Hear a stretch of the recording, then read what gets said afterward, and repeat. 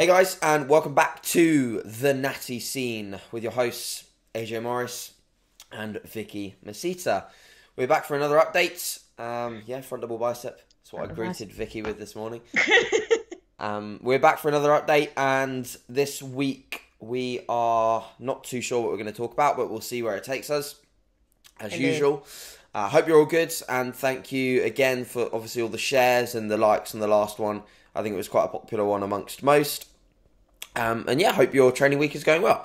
So, Vicky, how are you this week? How has things been? Any new revelations? And what's going on in the Masita camp? Oh, always new revelations. There has to be always new revelations, don't there? Because otherwise it'd be a pretty boring week. And we all know that we are strong and epic. Yep. And everything else. What has gone on this week? So basically, to be fair, it has been a little bit of a boring week, but training is going well. I am still smiling. My shoulder is it's rehabbing. So I've actually dedicated an entire day to a rehab session for my shoulder, which is boring as fuck and less interesting than a deload. However, if you want to get your shoulder better, if you want to get any kind of niggle better, then you're going to have to look after yourself. Exactly. It is very beneficial. I've had a couple of new podcasts this week on Don't Fear the Weight, which are going to come out later on today, which have been very interesting and opened my eyes a little bit more to things like mobility and flexibility and pre-exercising before you actually go and do your session, but not overdoing it in case you're fatiguing the muscle. It's all that fine balance type of thing. So it's very, very good. Great. And then work has just gone insane. So I've got a lot of people obviously coming up to competitions in the next 4 or 5 weeks. And so my phone's been going like non-stop from people feeling the competition prep, as they would say, which is about right. And then, of course, you've got the odd 1 or 2 non-adherent clients, which again drive you nuts. Yeah. Because they say, I swear that I'm doing it, I swear that I'm doing it, and you're like, no, it's called non-compliance. Do you give them a lot of sympathy when it comes to dealing with, the harshness of the contest prep? How do you do you baby some of them? Do you give some of them a kick up the arse? And how do you know whether, how you can treat someone? Well, that comes down to our relationship. Yeah, sure. Because I like training, because I like coaching my clients for at least 3 or 4 months in the off season before we start a contest prep. I know exactly who they are. I know who their family is. I know what their day-to-day chores and lifestyle are, and I know how they speak to me as well. It's like one of my clients I call Babe, another one I call Shitface. Nice. And it's just that kind of relationship that you can have. You can have a giggle with them. You can say, listen, man the fuck up. What are you doing? Or you can go, listen, I'm empathetic. I'm never sympathetic because that is completely different. Sympathy, yeah. I am empathetic because I know what they are going through and I know that you can hit dark days. Sure. So I'm definitely like, okay, yeah, I feel you. I do get it.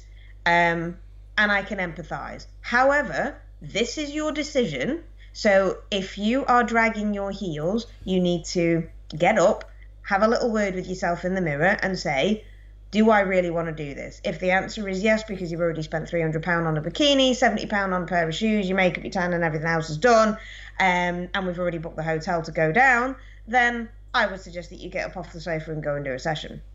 I used to find laughing helped me. When I felt like absolute dog shit, I just laughed. You know that time when I was talking to you about the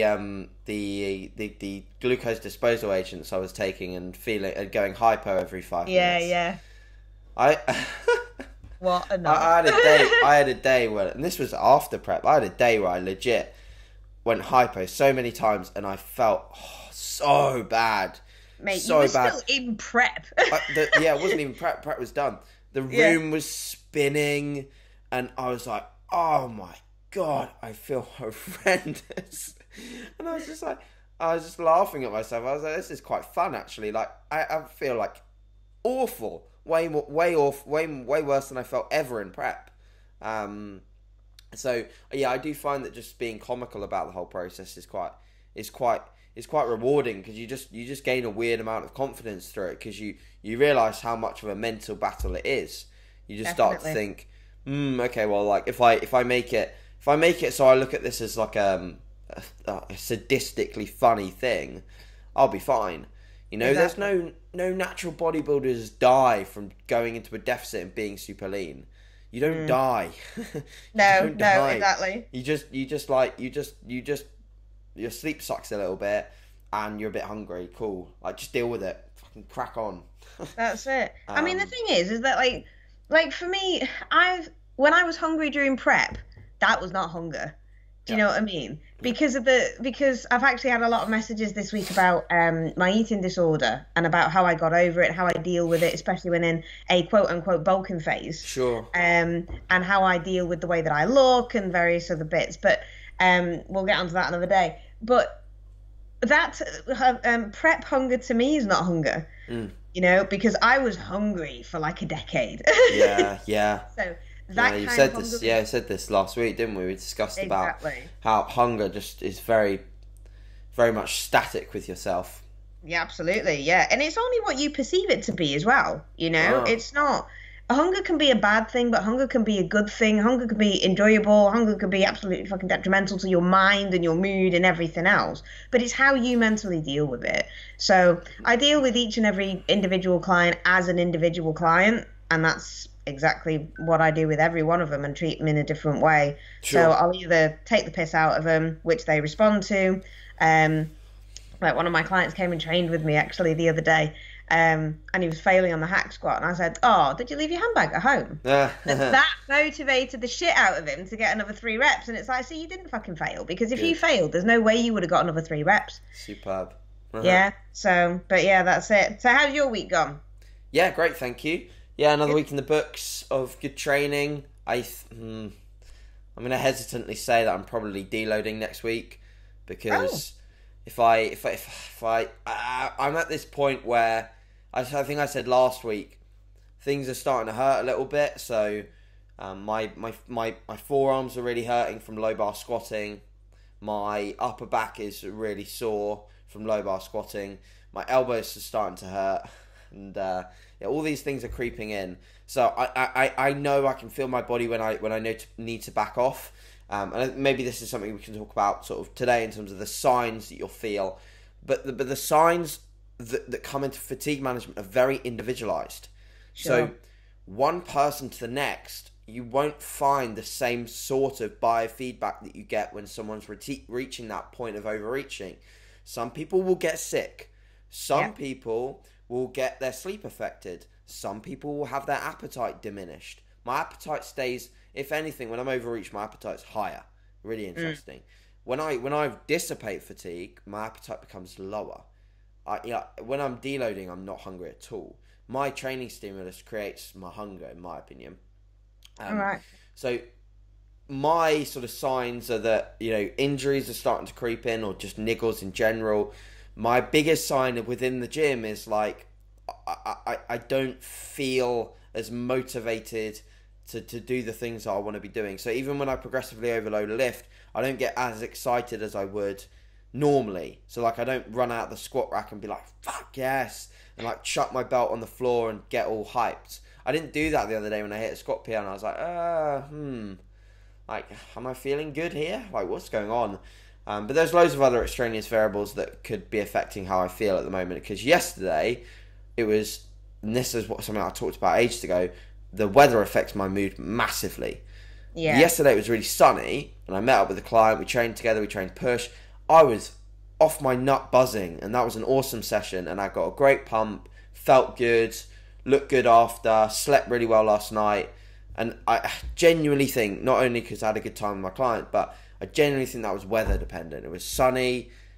I just love that weather. It's fucking great as shit today. So Oh, really? I'm jealous. I'm obviously Quite going happy to be with you. depressed today. Yeah, that's it. But yeah, like honestly, I think the fluctuations in fatigue is just sort of calling me to definitely be aware of whether I need to deload or not. I'll see how the next few sessions go, and then go from there if I need to back off, even if it's just for a few days, even if it's taking a couple of extra rest days, and instead of deloading, just taking a couple of days off. Because to be quite frank, as much as the literature suggests that deloads and going in for light sessions is potentially more favourable than taking time off, I don't like going in and lifting half the weight or lifting a proportion of the weight that I usually lift.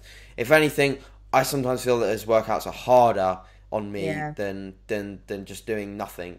So I may well just take... It's what I did last time when I came back from the States and I was absolutely fried. I just took 3 days off in a row, and then I did an upper body workout, a lower body workout, and that was great. That was perfect for me. So I made just to take a couple of rest days, maybe Monday and Tuesday off, and then just crack on. So we'll see. Good. But other than that, like physique wise, happy with where I am. Someone asked me on one of my on my post yesterday, the side chest, the Thorburn side chest. Someone asked whether I'd be gaining all the way to 2020, and this is potentially another thing we could talk about. The answer is a certain no, because if I was to legit stay in a calorie surplus all the way until 2020, I wouldn't look... You'd be fat. I wouldn't look too good. If I was in literally every single day a surplus, like no days off, no deficit days. Hashtag no deficit. Yeah, I'd certainly be large. I'd be very heavy, and very fat. So my goal sort of currently is to just sort of see where I can get to like an upper range of body comp, and that's within holding certain weights. So for me, and that's what I do with my clients as well. So I'll taper their body weight up, and we'll get obviously feedback in terms of how they feel, how they feel, their perception of how they look, combined with photos. And then if we feel we can add another little bit of weight, then we'll go for it. If we feel we're getting a little bit sloppy, but we're not that far above their lean weight, if they've been lean before, then what we'll do, or what I'll do, is hold that body weight for a little bit. And a person that I told Vicky to follow, and I'm sure that she has, last week, was Stan Efferding, and he talks a lot about this, which he learned ages ago in the past when he was bodybuilding, because he was coached by Flex Wheeler, and Flex Wheeler taught him about the importance of not just gaining body weight, but owning a body weight. So instead of just like completely just physically going upwards every single week, he'd hold a body weight for a certain bit of time. And sometimes, he said in a podcast, obviously he's heavier than us, but sometimes he'd hold body weights for up to 6 months just to harden that weight, and then proceed to either gain or lose fat. At the moment, my body weight's sort of been around about the 170s, really, the very low 170s to high 160s, and it's sort of just been static around about that point for the last sort of 3 to 4 weeks, with some higher weigh-ins, some lower weight. I had a high weigh-in this morning, had a low weigh-in yesterday. It just totally depends on my only variable, and I'm pretty sure that you're the same, Vic. My only variable that influences weigh-ins is the time at which I finish my food, because my food, my water, and my sodium pretty damn similar every day. So last night I got home later because I was with my client, and I think I finished eating at like sort of 10 when I usually finish at 9, and that was carbs as well coming into the latter meals. So it really just depends as to when I finish my meals as to what I weigh. But yeah, in terms of like pushing my body weight up, there will be mini cuts. The way in which I do a mini cut, I think, considering how I feel at that point in time, if I still feel the same that I do now, I'd probably just go as aggressive as I can and just do it, just get it done, and then just get back. Would you do yours for like an aggressive cut for like 6 weeks then? Oh, not 6, probably less than that. Probably 4. Probably 4. And what I'm talking about, because I'm talking about legit going down to something like 2,000 calories and doing a decent amount of expenditure. So that I agree. I think that's the better way to do a mini cut. A lot of people are doing like these slow cuts, and they're saying, "Oh, I'm in a mini cut," and they do it for like 12 or 14 weeks. I'm like, mate, that's not a mini cut. That's a cut. That is like a complete and utter cut, and it's a waste of time, because a lot of people, right, when they start with me on their contest prep, and we've got them in their off season, and we start their official contest prep timeline, I cut them quite sufficiently, and it's quite aggressive at the beginning. At the front, and perfect. Yeah, but they always say to me, well, why am I doing that? I'm scared because of this, that, and the other, and I've listened to this and I've listened to that, and I said, right, okay, let's have a Get look the at this. easy bit done. Exactly. At this point, you are at your fattest. So if we cut all of your calories, well, not all of them, obviously, I'm not going to put them into hashtag starvation. 1 calorie a day. 1 calorie a day. If we cut a big bulk of your calories, your body's going to want to burn some fuel. What is it going to actually lose at this point? And they're like, oh, body fat. Right. What are you at not risk of losing at this point? Muscle tissue. Muscle tissue. Exactly. If we do it the other way around, and then all of a sudden 6 weeks out, we think, shit, you're not coming in, and then put you into an aggressive deficit, guess what? Everyone does it the other way around, though. Exactly. They're like, oh shit. Shit. Exactly. I've got so much to lose, and I've got like 4 weeks left. If anything, Yeah. if I look back at my prep last time, I'd have gone way more aggressive at the start. Way more aggressive.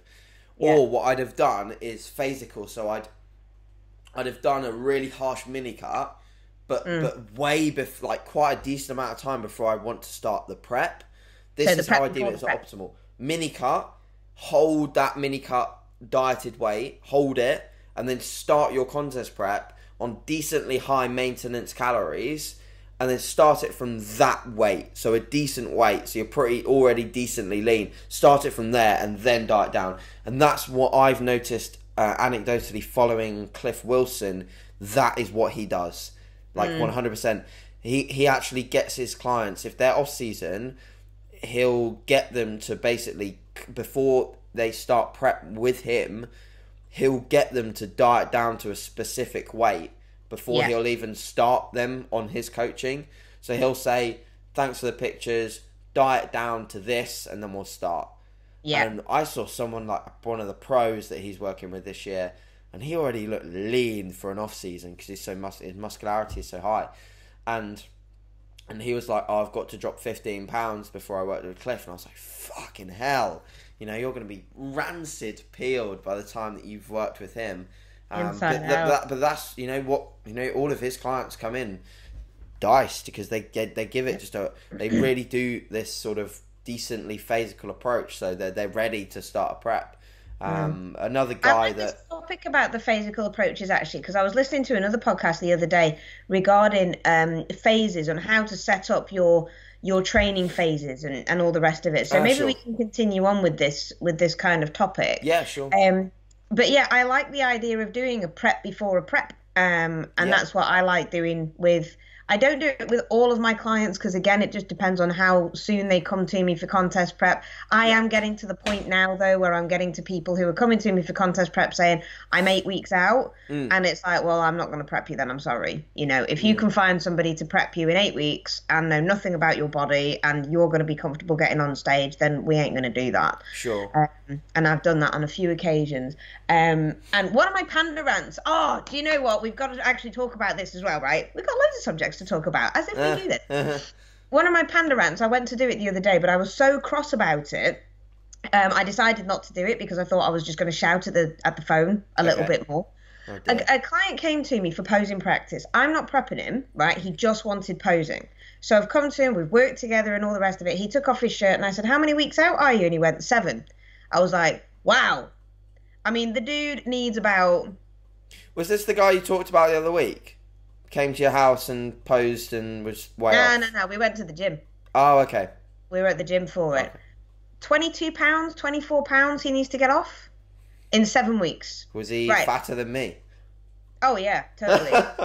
Hashtag all of the face puff. Oh, dear. Oh, yes. Because sometimes the people that have been dieting but look way off, they have a dieted face. Their face looks lean because... I genuinely think this is what causes the face, the larger face.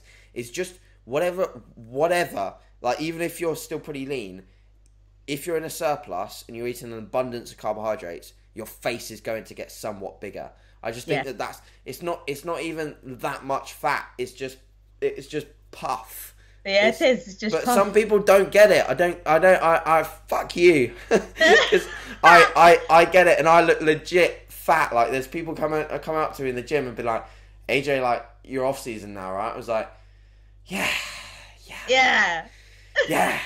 Fuck's sake. But you get under that squat bar then, mate. So funny. So funny. Anyway, I what like was your this puff guy? face. I like your puff face. But yeah, Thanks. talking about like cyclical and periodization and all the rest of it, right? You tell me, right? Because I might be missing a trick, right? Sure. High days, low days, medium days. Yeah? Yeah. Hang on. I've done it. High days. I've done it High with clients. days.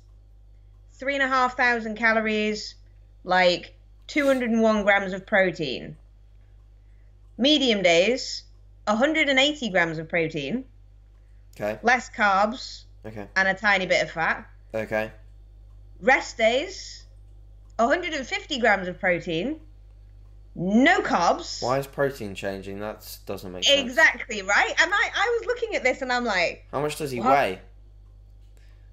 Like 80 kilos? Okay.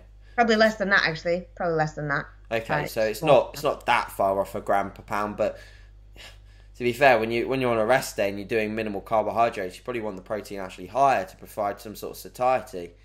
Well, you think about this, right? That amount of protein, no carbs whatsoever, like 0 carbs, incidentals. Yeah. 117. Hi, Dad. 117 grams of fat.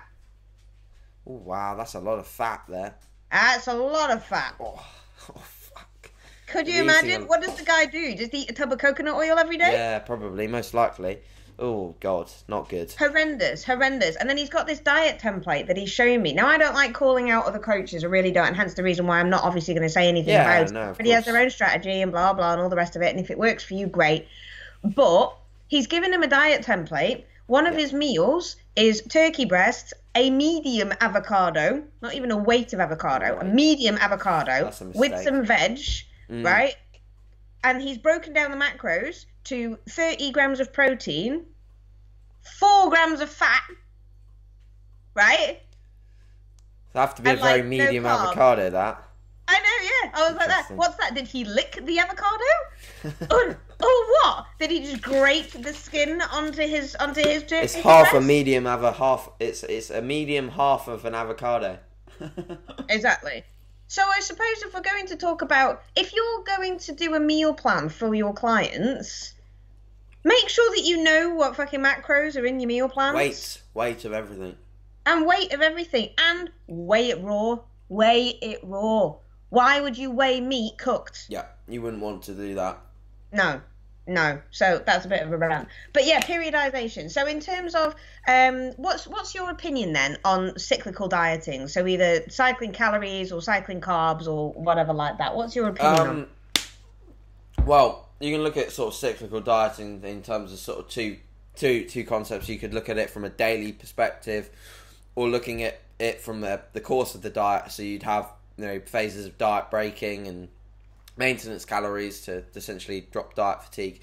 I think for the most part, if you had the time to do diet breaks and to really set it up in that way, then that would be great. The realism of actually having enough time to be able to do that sometimes is pretty low. Unless you really get someone started early and really, really going for it. So that's my opinion in terms of diet breaks. Yes, certainly if you can do them and fit them in, be wonderful, and they do provide a certain benefit in terms of taking away some dietary fatigue and getting you some more calories, getting a good training effect, retaining more muscle, all of that jazz. In terms of the sort of the cyclical dieting over the course of days, I do like that from the perspective of higher energy output days or higher demanding training days. So most, if not the majority of some of my clients are on decent food. So we have some good pliability with numbers. We'll do a higher day on a leg day and then sort of more moderate static calories across the rest of their days, including rest days. And that just almost acts as like a refeed anyway. So I've had more beneficial experience of multi-day refeeds with female clients. Potentially from just it is actually physiological, and it's not to do with really, in my opinion, leptin and ghrelin, because studies show that even multi-day refeeds don't really mess about with those hormones that much. Sure. But it's more from the perspective of females tend to be, with most, quite stressy dieters. And stressy dieters mean that the more stress that you put upon someone, the worse that the response gets. So the more stress we have throughout a diet, the higher cortisol gets, the more water retention we see, and therefore higher scale weigh-ins, more stress, thus blunting what we can deem as fat loss, because we're using the scale as some of our measure. All right? So Sure. At the end of a week, they have a hard training week, 2 days, multiple day refeeds. So it'll either be 2 to 3 days of high days. What I tend to see is that after one high day, they maybe go up a pound or maybe go up a little bit through glycogen weight. Second high day, drop that off. And then on the third day, if they go back into a deficit or back below their high day numbers, they'll actually drop weight and hit a new low. Because the cortisol reduction and the stress reduction from the high days, and just generally, like psychologically, they look forward to it. So they're happy to have the high day. A lot of male dieters prefer to have a high day, in my opinion, from what I've seen, prefer to have a high day on a day where they're putting a lot of energy into their training. It's similar with females, but males prefer, in my perspective, to have it on like a leg day, so they feel like they're utilizing the calories. And then if I convince some of my females to have it on some rest days, then I will. So usually you want 2 at their high days will fall, 1 on a training day, 1 on a rest day. But the 2 consecutive, so 2 days in a row. That's the important thing, I think, in my opinion, is to do them 2 in a row. So they really get that benefit of taking some stress away. But yeah, that's sort of my opinion on how I'd set up the week. What's your sort of experience been? Have you done any sort of things like that in terms of high versus low days, or are you mostly static calories? Or I'm a massive fan of linear calories. Yeah, I really am. For this, unless it's more of a lifestyle client. So I've got a client in the gym at the moment. Most of my one-on-one PT clients are lifestyle clients. And she struggles to eat, is what I'm going to say. Now, she struggles to eat in the week, goes out on a Friday night, and then has hangover food Saturday, Sunday, which is obviously what sets her out of a deficit, hence the reason why she doesn't change. Just let the dog in. Yeah. Keep speaking. Ah, Dougie, has he left you outside in the sun? Come on. Bless him. Get It's in. all good. All right. So she goes out on a Friday night, has a load of alcohol, and then Saturday, Sunday it's hangover food, and she basically has this fuck it weekend, yeah? But then through the week, she's scared of carbs. So she's one of the clients that I call carb phobic Monday to Friday, carb fuck it Saturday, Sunday. Because Saturday, Sunday, she'll get up, she'll have a fry up with bread and blah, blah, blah, and all the rest of it, and then she'll have pizza, and then she'll have this, and then she'll have that, and then all of a sudden, even though she's only been eating maybe 800, 1,000 calories Monday to Friday, which isn't obviously optimal anyway, Saturday, Sunday, she's then eating like 6,000, 8,000. So it's one of those, right? So the only time that I would actually set up a week if they're not willing to give up alcohol, I mean, it's one of them, isn't it? But if they're not willing to give up alcohol, then I would basically put them into a static deficit throughout the week, quite an aggressive deficit throughout the week, and then give them more food on a weekend. So basically say, right, so you can have all of this food, keeping your carbs low throughout the week, apart from around your training window where we're going to put your carbs in. So they'd have like 100 grams worth of carbs or something like that pre and post workout combined. So they'd have 50 pre and then 50 post. And then on the weekend, we would whack them up to like 1,800 calories, but then the majority of it would be from carbs, and then keep their protein static throughout the week. But that way, it's like she was saying to me, I need something that's a hangover food. So I said, okay, then what we're going to do is your husband has a bacon butty and that kind of thing in bed on a Saturday morning to solve his hangover. Okay, so what we're going to do for you is we're going to replace yours. You're going to have 2 sweet potato wraps, 2 eggs, 2 hex chicken sausages, and 2 turkey bacon rashers with brown sauce. And she's like, oh my God, that sounds amazing. I said, yeah, and it's healthier, basically because you need to be a bit healthier. Yeah. And it's still hangover food. Perfect. So again, we've just kind of manipulated the psychology aspect of things because she's still having hangover food. She's still within a calorie deficit because obviously I've just taken 4,000 calories off her a day, Saturday and Sunday. And that's the reason why she starts losing weight. But that's the only way that I'd use calories. For my contest prep clients or my actual physique clients as such, I'm a big fan of linear calories. I really, really am. Sure. The macro setup all depends on how they respond over the first kind of initial 8 weeks of us training, because I will trial them on either a higher carb approach or a higher fat approach, and then look at their biofeedback and see which approach works better for them. Yeah. The majority of my clients are higher carb. Yeah. They function better on higher carb. I'm a bigger fan of higher carb, as you well know. I'm nearly on 400 grams of carbs a day now, so that's really nice. And I like carbs. Mm-hmm. So, they're yummy and they're fab. But yeah, linear calories. The only thing that I did with myself, which is when we did higher fats on rest days. Really wasn't a fan of that. Hated it. Hated it. So glad that I only actually had one rest day a week at that point. Yeah. But now I'm taking 2 rest days. Well, realistically, it's 3 rest days, but that third day is my rehab day. So I still go into the gym to do my rehab. So it's 2 rest days a week that I'm doing. But if I had to kind of do lower carb and higher fat on those rest days, I just don't like it. I don't respond well to high fat. I just tend to pile on fat if my fat goes above a certain level. Yeah. Well, you could argue that sort of the pathway for fat is pretty much to deposit and to be stored. So I think most will be in the same camp as that. If you're in a surplus and you're excessively overeating on fat, you're going to most likely gain more body fat than someone that's overeating on protein or carbohydrates.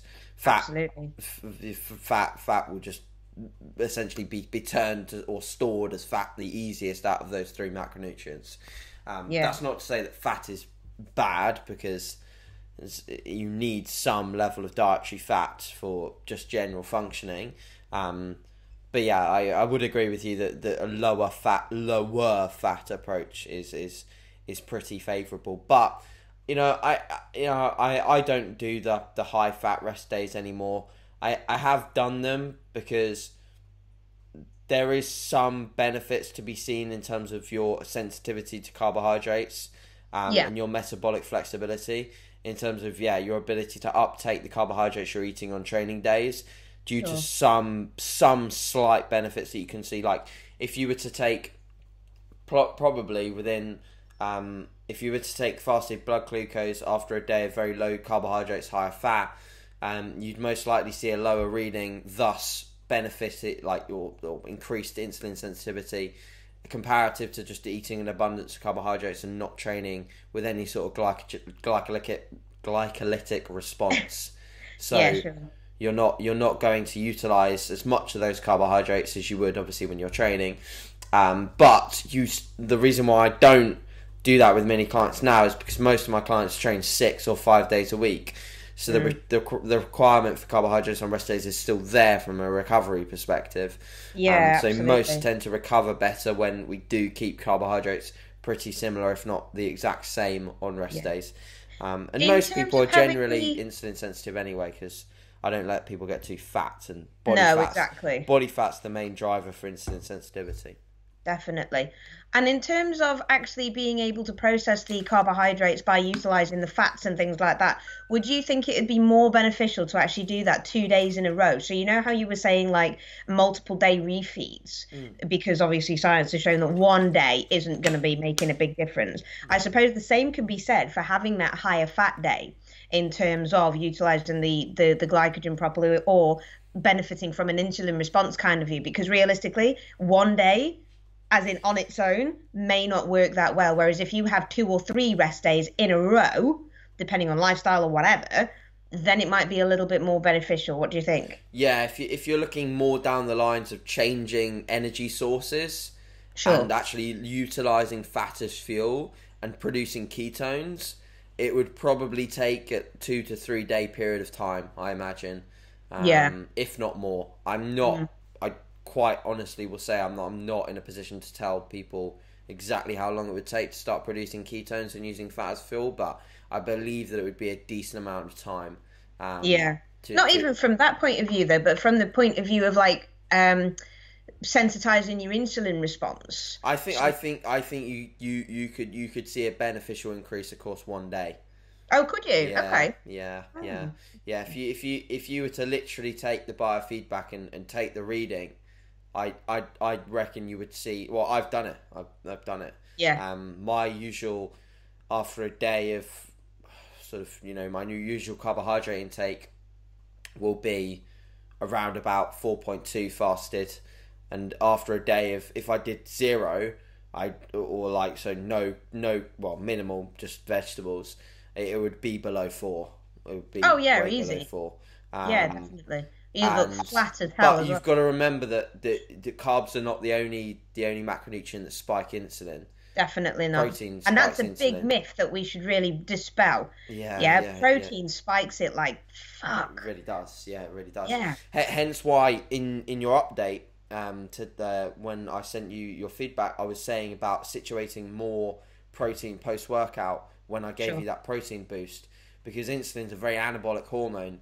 If we can potentially take benefit of the insulin spike, as opposed to adding an extra meal to your day and another opportunity to spike insulin, we'll just situate it in the post workout window and potentially see a greater spike. But again, there's a threshold, just like MPS. There's a threshold to how high we can spike things to a beneficial degree. Indeed, yeah. Anyway, that was pretty good. Looking at the old Fitbit, we're on about 38:59, so I think we'll call it quits there. Yeah, if you're doing any more cardio than 40 minutes in an off season, then or in a fat loss phase, get the fuck off the treadmill. Exactly. Stop it. Yeah. Stop it.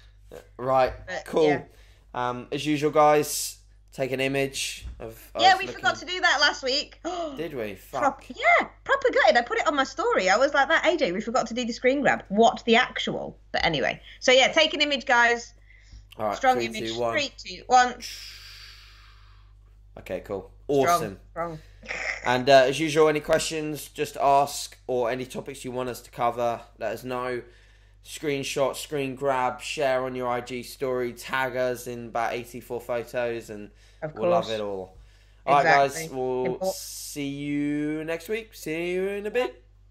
Bye-bye. Bye. Cool.